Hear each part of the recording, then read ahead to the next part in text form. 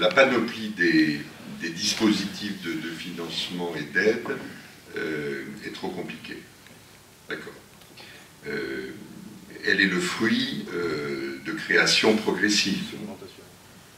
Et donc le choix qu'on a, il est assez simple. Ou on fait avec, on fait pas. Ou on essaye d'aller vers ce rêve de rechercher une aide unique, quelque chose d'harmonieux, etc. On a 3 à 5 ans de chantier très aléatoire devant nous. Donc moi je fais le choix de on fait avec. Et puisque, comme vous l'avez fort bien dit, il est très difficile de communiquer vis-à-vis du grand public, vis-à-vis des ménages, vis-à-vis des copropriétaires, sur la panoplie des aides, leurs difficultés, etc., on a fait le choix qu'il y aura des professionnels avertis qui sauront être l'écran, alors soit le professionnel qui est en situation au milieu de ses copropriétaires, soit une structure d'information publique qui se mettra au service des mêmes gens, mais qu'il faut le relais pour porter les aides. Je dis juste un élément de comparaison. Quand je suis arrivé à la présidence de l'Agence nationale de l'habitat, où je suis resté 10 ans, quand je suis arrivé, on communiquait sur les aides et les taux de subvention. C'était un papier absolument incompréhensible. Moi-même, en le lisant, je ne comprenais pas ces taux différenciés, etc. Et donc, on a décidé qu'on allait arrêter de communiquer sur les taux.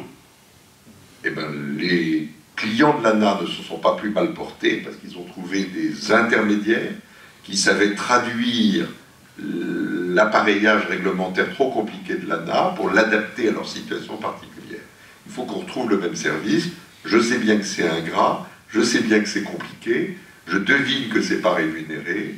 Absolument. Mais tout ça, il faut qu'on arrive à le faire et profiter de cette extraordinaire aubaine que vous avez à Paris. C'est tout de même, vous avez en face de vous des gens qui se mettent à votre disposition et qui disent d'une façon alors extraordinairement peu péremptoire qu'on a à construire ensemble un processus et qu'on n'est qu'au démarrage. C'est par cette interaction que vous aurez avec l'Agence parisienne du climat et avec la ville que vous allez trouver les bonnes solutions. Parce qu'on va les trouver. Hein? Donc il faut absolument être confiant dans notre capacité collective de pousser le sujet, de le faire avancer. Et on a tous conscience qu'il faut du temps, qu'il faut beaucoup d'écoute.